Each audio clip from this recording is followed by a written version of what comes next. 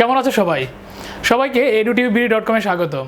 আজকে আমরা SSC finance first পেপারের 5 নম্বর অধ্যায়, তার মানে আমাদের স্বল্প ও মধ্যমেয়াদী অর্থায়ন, এই চ্যাপ্টারের বোর্ডের কোশ্চেনগুলো সলভ করব। তো প্রথমে চলো আমরা দেখি যে আমাদের ঢাকা বোর্ড এবং রাজশাহী বোর্ড 2016-তে কী কী কোশ্চেন আসছে।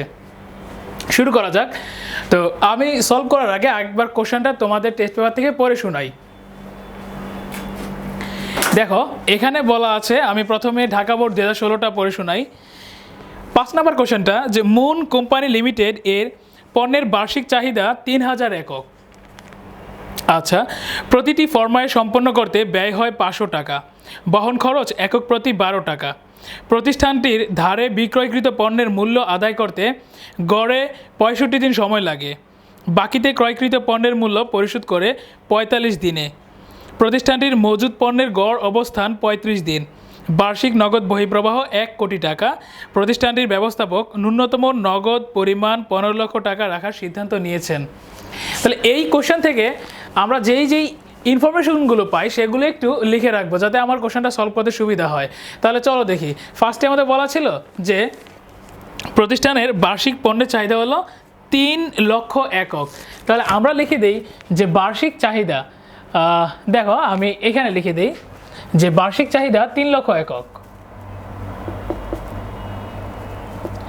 বার্ষিক চাহিদা কত? 3 লক্ষ একক। আচ্ছা, 1 2 3 4 5 একক। দেন দেখো কি বলা আছে। বলা আছে যে প্রতিটি ফরমায়েশ সম্পন্ন করতে ব্যয় হয় 500 টাকা। আমি তোমাদের আগের ভিডিওগুলোতে বলে দিয়েছিলাম যে প্রতিটি বার লেনদেন করার সময় যেই ব্যয় বা খরচ হবে সেগুলোকে কি বলা হবে? অর্ডার কস্ট বা ফরমায়েশ ব্যয়, যাকে বাংলায় ফরমায়েশ ব্যয় বলে। তাহলে আমি লিখে দিই যে ফরমায়েশ ব্যয়। আমি একটু শর্টকাট করে লিখলাম ফরমায়েশ ব্যয় কত টাকা? প্রতিটি ফরমায়েশে বলা আছে 500 টাকা করে প্রতিটি ফরমায়েশ সম্পন্ন করতে ব্যয় হয় 500 টাকা। আমি লিখে দিলাম 500 টাকা।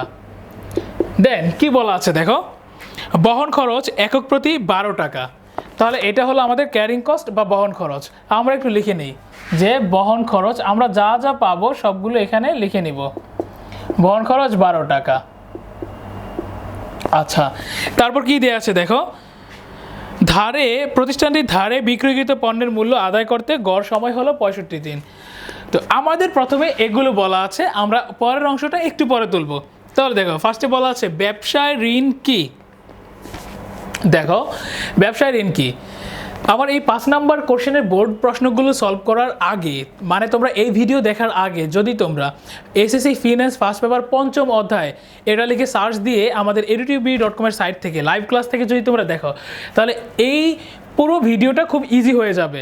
আমি এখানে বোর্ড কোশ্চেনগুলো একটু শর্টকাটে একটু তাড়াতাড়ি করে দেবো, আর তোমরা ডিটেলস দেখার জন্য আমার সেই চ্যাপ্টার ওয়াইজ ভিডিওগুলো দেখতে পারো।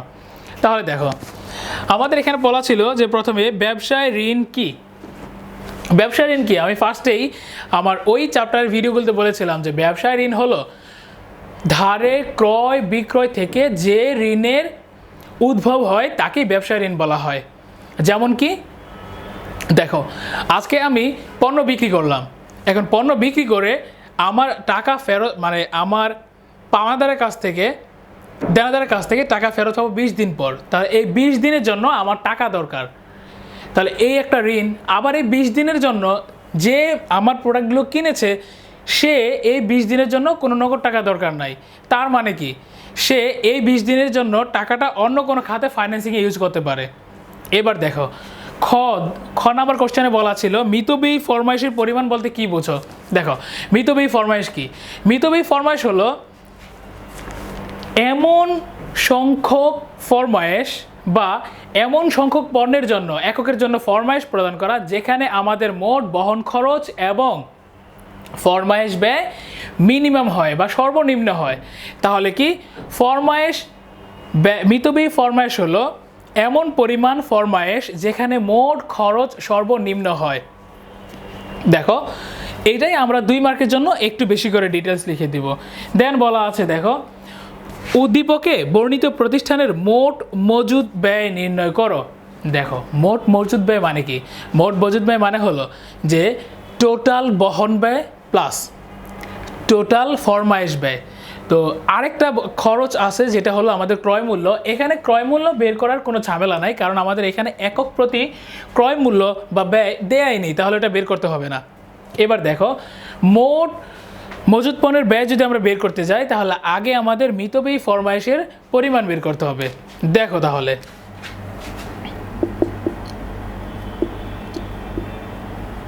মিতব্যয়ী ফরমায়েশের পরিমাণ কত হবে? মিতব্যয়ী ফরমায়েশের পরিমাণ একেবারে ইজি, আমি একটা সূত্র লিখে দিয়েছিলাম। তো ফর্মুলাটা ছিল এইরকম, দেখো যে 2 into A into O divided by C. এখানে 2 মানে কি, এ মানে কি, এ মানে অ্যানুয়াল ডিমান্ড, আর ও মানে অর্ডার কস্ট যাকে বাংলায় আমরা বলি ফরমায়েশ ব্যয়, আর সি হলো আমাদের ক্যারিং কস্ট যাকে বাংলায় আমরা বলি বহন ব্যয়। তাহলে দেখো আমরা ফর্মুলা 2 লিখলাম, তারপর এ মানে অ্যানুয়াল ডিমান্ড বা বার্ষিক চাহিদা কত, 3 লক্ষ একক। তাহলে আমরা লিখলাম 1 2 3 4 5, 3 লক্ষ একক। তারপর হলো অর্ডার কস্ট বা ফরমায়েশ ব্যয় কত টাকা করে, দেখো এখানে দেওয়া আছে 500 টাকা করে। আচ্ছা, তারপর দেখো সি মানে হলো বহন ব্যয় বা ক্যারিং কস্ট, সি হলো আমাদের 12 টাকা করে। তো এখান থেকে আমরা ক্যালকুলেটরে কত আছে দেখো, আমাদের 2 ইন্টু 3 লাখ ইন্টু 500 কত হবে, অনেক বড় একটা অ্যামাউন্ট। দেখো ডিভাইডেড বাই 12 কত হলো, এখানে অনেক বেশি। আচ্ছা, আমি একবারে লিখে দিই, দেখো 25 1 2 3 4 5 6, এটা হলো এই এতটুকু ক্যালকুলেশন করলে আসবে। এবার দেখো এতটুকুকে আমরা ক্যালকুলেটর ছাড়াই ইজিলি করতে পারি যে 25-এর স্কোয়ার রুট কত, মানে বর্গমূল কত 5, আর এই দুইটা থেকে একটা 0, এই দুইটা থেকে একটা 0, আর এই দুইটা থেকে একটা 0, তাহলে এত একক। আচ্ছা, আমরা মিতব্যয়ী ফরমায়েশ পেয়ে গেলাম 5000 একক। এখন এই মিতব্যয়ী ফরমায়েশ থেকে আমরা বের করব আমাদের মোট ব্যয় কত হবে। দেখো মোট ব্যয়ের মধ্যে দুইটা উপাদান আছে, একটা হলো আমাদের বহন ব্যয় আর একটা হলো আমাদের ফরমায়েশ ব্যয়। তো সেইটা কীভাবে বের করব, আমি একটু এই সাইডে লিখে রাখলাম যে আমাদের মিতব্যয়ী ফরমায়েশের পরিমাণ হলো 5000 একক। এখন দেখো আমাদের এখন বের করতে হবে মোট ব্যয়। মোট ব্যয়টা কীভাবে করবো, আমি আগে বলে দিয়েছি যে আমাদের দুইটা ব্যয় এর মধ্যে, একটা হলো বহন ব্যয় আর একটা হলো ফরমায়েশ ব্যয়। তাহলে আমরা এইভাবে মোট ব্যয় বের করবো। দেখো মোট ব্যয়গুলো এভাবে বের করব যে টোটাল বহন ব্যয় প্লাস টোটাল ফরমায়েশ ব্যয়। তার মানে কি, দেখো মোট বহন ব্যয় যোগ মোট ফরমায়েশ ব্যয়।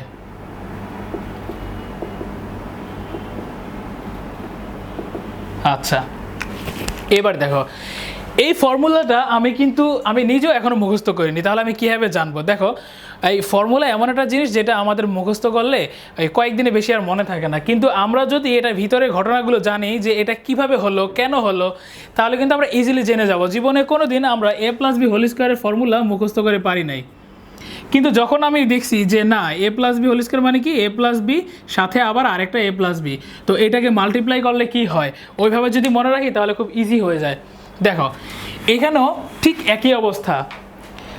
আমাদের বহন ব্যয় মানে কি, তুমি যদি এই মিতব্যয়ী ফরমায়েশের আগের ভিডিওগুলোতেও দেখো তাহলে দেখবে যে আমি কত ডিটেলস ওইখানে বলে দিয়েছিলাম কিভাবে যে মোট বহন ব্যয় কিভাবে হবে। আগে আমরা তাহলে কাকে বহন করব, মজুত পণ্য। এখন মজুত পণ্য বছরের প্রথমে বা যখন ফরমায়েশ দিই তখন থাকে অনেক বেশি, আর এটা ধীরে ধীরে ব্যবহার করতে করতে কমে, তাহলে শেষে থাকবে একেবারে কম। তাই আমরা অ্যাভারেজটা ধরবো। অ্যাভারেজ কাকে ধরবো, দেখো যে মিতব্যয়ী ফরমায়েশের পরিমাণ ডিভাইডেড বাই 2, কারণ আমরা প্রতিবার 5000 এককের জন্য অর্ডার করব বা ফরমায়েশ দিব। তাহলে দেখো ই ও কিউ যারা ফর্মুলা মুখস্থ করতে পারো তারা এইভাবে করবা যে মিতব্যয়ী ফরমায়েশের পরিমাণ ভাগ 2। তাহলে আমাদের বের হয়ে গেল যে বহন ব্যয় এভারেজ কত বহন ব্যয়। এখন দেখো আমাদের এভারেজ বহন ব্যয় হলো যে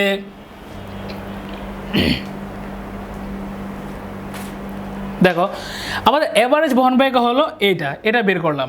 এখন এই বহন ব্যয় বাবদ কত টাকা খরচ হবে, দেখো বহন ব্যয় প্রতি এককের জন্য 12 টাকা। তাহলে আমি 5000-এর জন্য অর্ডার করলাম, ফরমাইশ দিলাম, আমার এখানে ইউ কিউ 5000 ডিভাইডেড বাই 2, তাহলে এভারেজ বা গড় বহন ব্যয় বের হয়ে গেল। দেখো গড় বহন ব্যয়ের সাথে আমরা আমাদের ক্যারিং কস্টকে যোগ করব, তাহলে আসবে মোট বহন ব্যয়। এবার দেখো আমাদের মোট ফরমায়েশ ব্যয় কীভাবে বের হবে। আমি যদি আগের কথাগুলো বলি যে সেটা কী হবে, আমার টোটাল বছরে কতটুকু লাগে এর পরিমাণ বা অ্যানুয়াল ডিমান্ড। আচ্ছা অ্যানুয়াল ডিমান্ড কত, 3 লক্ষ।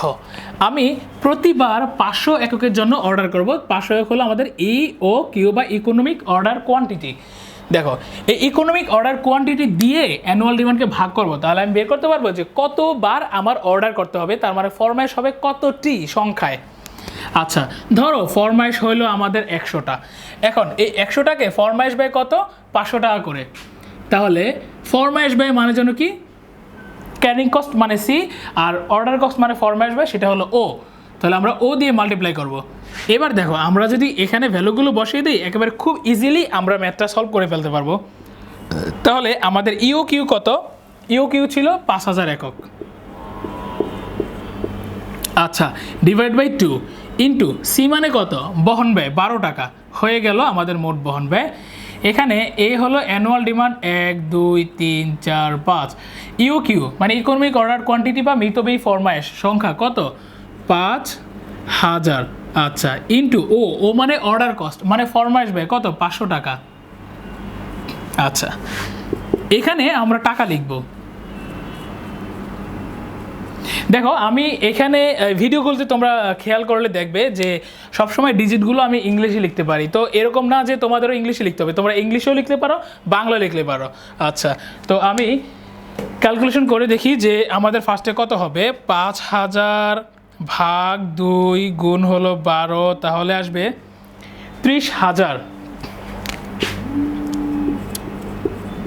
দেখো 30,000 হলো আমার এই এতটুকু ক্যালকুলেশন করলে আসবে। এবার আমরা করব যে 3 লক্ষ 1 2 3 4 5 ডিভাইডেড বাই 5000 মাল্টিপ্লাইড বাই 500, কারণ আমাদের ফরমাইশ ব্যয় ছিল 500, তাহলে কত আসবে, সেটাও আসবে আমাদের 30,000। আচ্ছা এটা একটু ব্র্যাকেটে দিয়ে দিব। তাহলে দেখো আমরা এখানে কত, 60,000 টাকা পেয়ে গেলাম, 1 2 3 60,000 টাকা। তো এইভাবে আমরা আমাদের মোট মজুদ পণ্যের ব্যয়টা বের করব। দেখো একটা কথা মাথায় রাখবে যে আমাদের মোট মজুদ পণ্য ব্যয়ের মধ্যে 2টা উপাদান এখন আছে, একটা হলো বহন ব্যয়, ফরমায়েশ ব্যয়। তাহলে মোট বহন ব্যয় প্লাস মোট ফরমায়েশ ব্যয়, তাহলে আমাদের মোট ব্যয় বের হবে। তো মোট ব্যয় কীভাবে বের করবো, এই দেখো এই সূত্রটা আমি ডিটেলস বলে দিয়েছি। এবার দেখো আমাদের ঘ নাম্বার কোশ্চেন। ঘ নাম্বার কী বলা ছিল, ঘ নাম্বার বলা ছিল উদ্দীপকে বর্ণিত ব্যবস্থাপকের সিদ্ধান্ত গাণিতিকভাবে বিশ্লেষণ করো। তো কোশ্চেনের সেকেন্ড যেই প্যারাগ্রাফটা ছিল বা সেকেন্ড যে অংশটুকু ওইটুকু আমি বাকি রেখেছি। দেখো এখানে আমি বলে দেই যে আমাদের সেকেন্ড যেই কোশ্চেনটা সেটার জন্য বলা ছিল প্রতিষ্ঠানটি ধারে বিক্রয়কৃত পণ্যের মূল্য আদায় করতে গড়ে 65 দিন সময় লাগে। তাহলে এটাই কি বলবো আমরা, গড় আদায় সময়। আমি লিখে নিলাম যে গড় আদায় সময় কত দিন, 65 দিন। আচ্ছা তারপর কি দেয়া আছে দেখো, বাকিতে ক্রয়কৃত পণ্যের মূল্য পরিশোধ করে 45 দিনে, তার মানে গড় পরিশোধ সময়, গড় পরিশোধ সময় হলো কত, 45 দিন। দেন দেখো কি বলা আছে আমাদের, প্রতিষ্ঠানটির মজুদ পণ্যের গড় অবস্থান 35 দিন, তাহলে আমরা লিখব গড় মজুদ অবস্থান 35 দিন। আচ্ছা, এবার দেখো বার্ষিক নগদ বহিঃপ্রবাহ 1 কোটি টাকা, তাহলে আমরা লিখলাম যে বার্ষিক বহিঃপ্রবাহ কত টাকা? 1 কোটি টাকা, প্রবাহ 1 কোটি। আচ্ছা, এবার দেখো বলা আছে প্রতিষ্ঠানটির ব্যবস্থাপক ন্যূনতম নগদ পরিমাণ 15 লক্ষ টাকা সিদ্ধান্ত নিয়েছেন। কত? 15 লক্ষ টাকা ন্যূনতম নগদ রাখার জন্য সিদ্ধান্ত নিয়েছেন। তাহলে এই কোশ্চেন আমরা কীভাবে সলভ করবো? দেখো আমাদের বলা আছে যে উপরে বর্ণিত ব্যবস্থাপকের সিদ্ধান্ত গাণিতিকভাবে বিশ্লেষণ করো। এই যে 15 লক্ষ টাকা, তাহলে আমরা লিখিনি যে সিদ্ধান্ত নিয়েছে কত টাকা রাখার জন্য? 15 লক্ষ টাকা। আমরা বের করব যে এই 15 লক্ষ টাকা ঠিক আছে কিনা, মানে কম না বেশি। তাহলে প্রথমে আমাদের বের করে নিতে হবে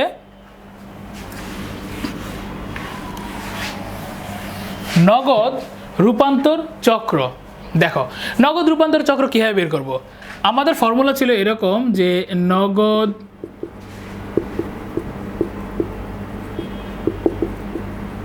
রূপান্তর চক্রের সময়টা কি ছিল, মানে ফর্মুলাটা কি ছিল? গড় মজুদ অবস্থান প্লাস গড় আদায় সময় মাইনাস গড় পরিশোধ সময়। তাহলে আমি একটু শর্টকাট লিখি যে গড় মজুদ অবস্থান প্লাস গড় আদায় সময় মাইনাস গড় পরিশোধ।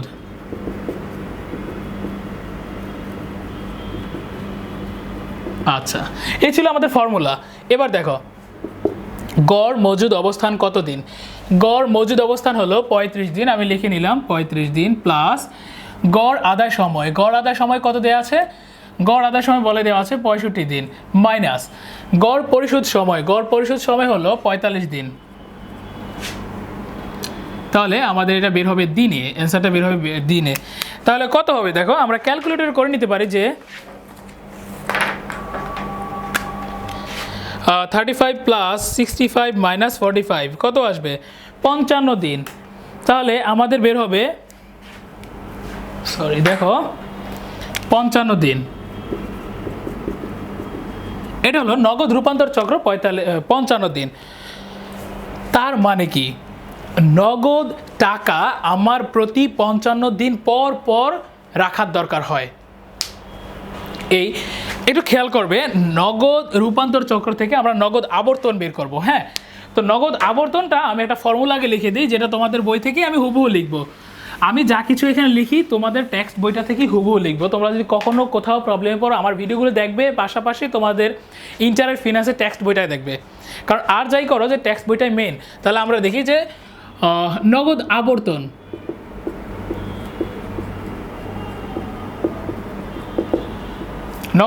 কীভাবে বের করবো? দেখো নগদ আবর্তন লিখবো আমরা যে বার্ষিক, আমার দেখো তুমি ইজিলি ভাবো যে আমার টাকা দরকার হয় 55 দিন পর পর, তো আমার টোটাল টাকা দরকার হলো 1 কোটি। এখন আমি বের করতে পারবো যে 55 দিন পর পর টাকা দরকার হয়, তাহলে বছরে কতবার আমার টাকার দরকার হয়? দেখো তো আমরা জানি বছর হলো 365 দিনে, কিন্তু ম্যাথ করার সময় আমরা এখানে লিখবো 360। দেখো আর এখানে লিখবো আমরা যে নগদ রূপান্তর চক্র।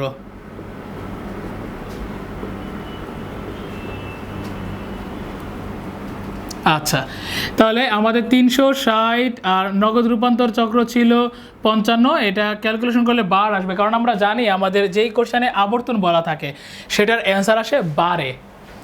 তাহলে দেখো আমরা ক্যালকুলেটর করে নিই যে কত হবে। 360 ডিভাইডেড বাই 55 কত হয়? 6.5454 বার। তার মানে অনেকগুলো 5 4 আছে। এটা হলো আমার নগদ রূপান্তর চক্র থেকে বের করলাম নগদ আবর্তন। দেখো নগদ আবর্তন কত? 6.545454। তার মানে আমার বছরে এতবার টাকার দরকার। তাহলে বছরের টোটাল কত টাকা দরকার? আমার বছরের টোটাল হলো 1 কোটি টাকা দরকার। এখানে আমি লিখে দিয়েছি, দেখো 1 কোটি টাকা দরকার। তো 1 কোটি টাকা দরকার, আর আমি নিতে পারবো এতবার, তাহলে প্রতিবার আমার কত টাকা করে দরকার একটু দেখো। এখান থেকে আমি লিখবো ন্যূনতম নগদের পরিমাণ। দেখো ন্যূনতম নগদের পরিমাণ